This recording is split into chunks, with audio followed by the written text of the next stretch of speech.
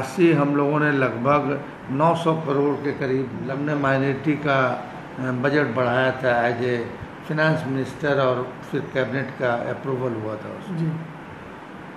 मगर वो पैसा मुझको ऐसा नहीं है कि खर्च नहीं हो पाता, मगर जानबूझकर उसको लैप्स कराया गया, और इस बार जो है ठीक 50% पे बजट आ गया।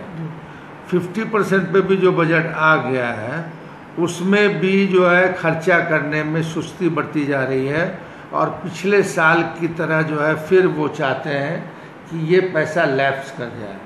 तो ये सरकार एकदम एंटी माइनॉरिटी, एंटी मुस्लिम्स और एंटी सेकुलर है। पिछली बार के बजट का 301 करोड़ रुपया इन लोगों ने दिखाया है कि खर्च हुआ था सर। अभी 25 भाई तो कहाँ 900 करोड़ जी, कहाँ खर्च आप कर रहे हैं 300 कुछ करोड़।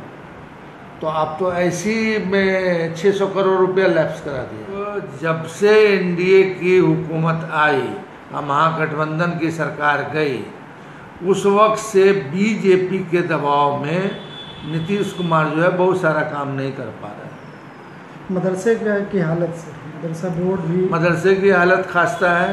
मदरसे में अभी तक चेयरमैन की बहाली नहीं हुई है। बहाली का मतलब कि नॉमिनेशन ही होता है उसमें, वो नहीं हो पाया है। तो अब इस वजह से जब रेगुलर चेयरमैन मदरसा एग्जामिनेशन बोर्ड में नहीं होगा, तो आप समझ सकते हैं कि वहाँ के कर्मचारियों को भी जो है माहवारी का भी दिक्कत होगा, और फिर जो रूटीन वर्क है वो सब में दुश्वारी पैदा होगी। और सिर्फ मदरसा एग्जामिनेशन बोर्ड का ही नहीं, माइनॉरिटी कमीशन का तश्कील नहीं हो सका।